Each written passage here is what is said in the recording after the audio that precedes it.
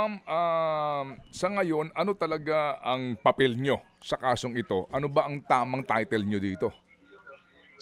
Ah, Tama naman yun na ICC assistant to counsel. So, ibig sabihin, I can appear before the court, pero ang inaabangan namin ay ang pagbubuo ng litigation team. So, counsel for victims. Mhm. Yung litigation team ay bubuuin ng mga abogado na involved or representative ng mga victims na magka-qualify.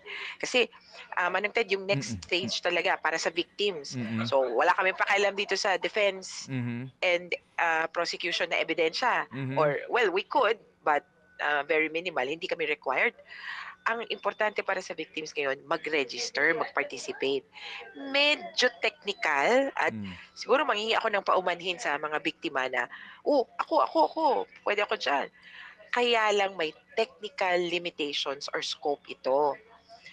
Katulad ng, yung mga biktima na namatay o EJK, o yun yung kunyari kung yun yung ita-trial, yung mm, mga biktima na namatay pagitan ng 2019 at 2022, out na. mm, mm. Pero feeling nila 'di ba biktima Hmm, sila, pero mm, sorry, hindi po kayo malamang masasama. mhm, In the future kung sabi ng ICC, ang ita-trial lang namin kasi siyempre yung best case possible, ang ita-try namin ay mga kaso hindi sa buong Pilipinas, kundi sa NCR at sa, Bulacan lang.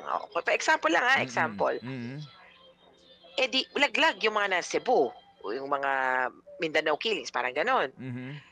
Hindi sila matatawag na victims of the case. Opo, opo. Yung papasok lang sa scope na partikular ang Mm, magpa-participate. Pero sabi nga namin, hindi naman ibig sabihin para sa pansarili lang nila yon. mm, Kung mm. sino man po ang makakapasok, paninindigan niyo yung interes ng mga biktima na hindi nakapasok. Kaya masinsinang paliwanagan, masinsinang pakiusapan ito, Mhm, yun yung gagawin namin sa susunod na mga linggo.